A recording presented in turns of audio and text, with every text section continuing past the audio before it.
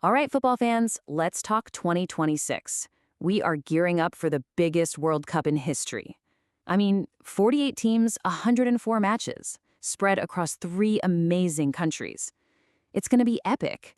But hold on. Before you start dreaming about that perfect cross-continent trip following your team, there's a huge hurdle we need to talk about.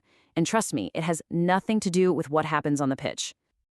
So let me ask you a question, and be honest. You score that golden ticket, maybe even to the final. Does that ticket get you on the plane? Does it get you through customs?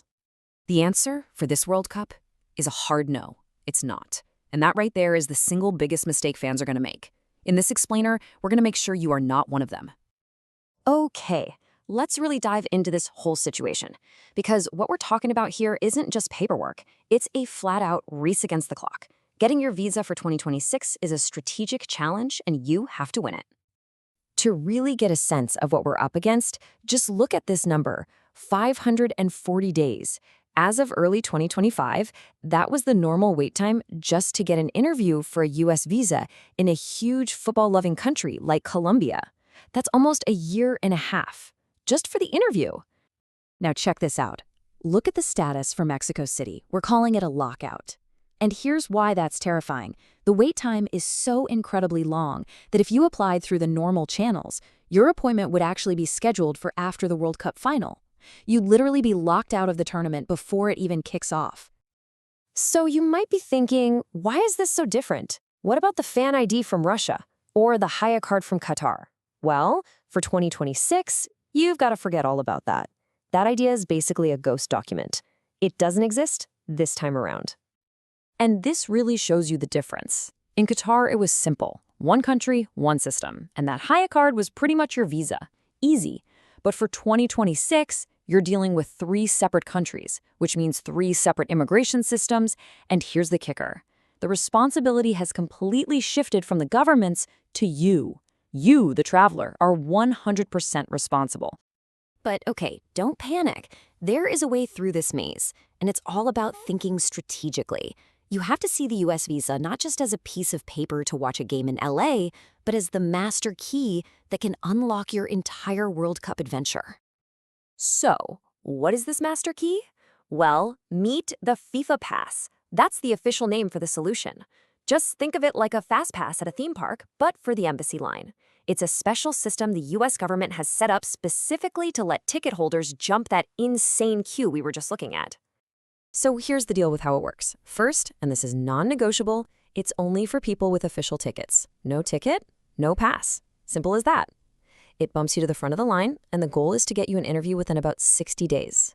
But, and please hear me on this, it is absolutely not a visa waiver. All it does is get you the interview faster. That's it. Hey, don't just take my word for it. U.S. officials have been super clear about this. This quote sums it up perfectly. The FIFA Pass gets you the fast appointment, but you still have to go through the exact same security vetting as everyone else. It speeds up the process, but it doesn't guarantee the outcome. Now, this is where the strategy really comes into play and why it's so important to have a rough plan for your trip. See, getting that U.S. visa does more than just get you into the U.S.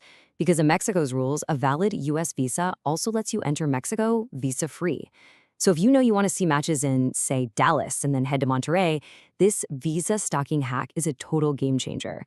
You solve 2/3 of your travel problem with just one application. All right, so we've seen the problem is huge, but the solution is actually pretty clear. So let's break this down into a simple 3-step game plan that you can actually follow. Okay, once you've got a rough idea of your dream trip, here is the apply and accelerate workflow. Step 1 feels kind of weird, but it's crucial. Apply for your U.S. visa right now. Book whatever appointment they give you. I don't care if it's in 2027. The only goal here is to get your application into the system. Step 2 is the trigger. Buy your official FIFA tickets the moment they go on sale. And step 3 is where the magic happens. You log back into the visa portal, show them your ticket proof, and use the FIFA Pass system to request that queue-jumping, expedited appointment. And just look at how tight this schedule is. Tickets go on sale in late 2025. The portal where you can actually use those tickets to speed up your visa opens in early 2026. And then the tournament starts just a few months after that. There is no time to waste. You absolutely have to be document ready, meaning your application is already in their system before that portal even opens. Okay, So once you've got this whole visa strategy figured out and your application is in, you can finally breathe. And now you can move on to the really fun part, actually planning your incredible World Cup adventure. Look, all this red tape and bureaucracy, it seems like a nightmare, I know. But with this game plan, it is totally manageable. You are in control, and that means you can finally stop worrying about paperwork and start focusing on what this is all about, the beautiful game.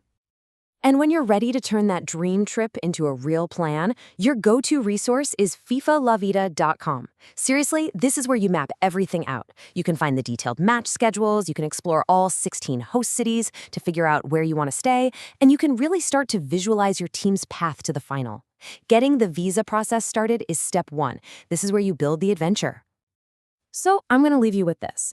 The clock is ticking. That early 2026 date is going to be here way faster than you think. The most important thing is to be prepared. So the question is simple. Are you document ready?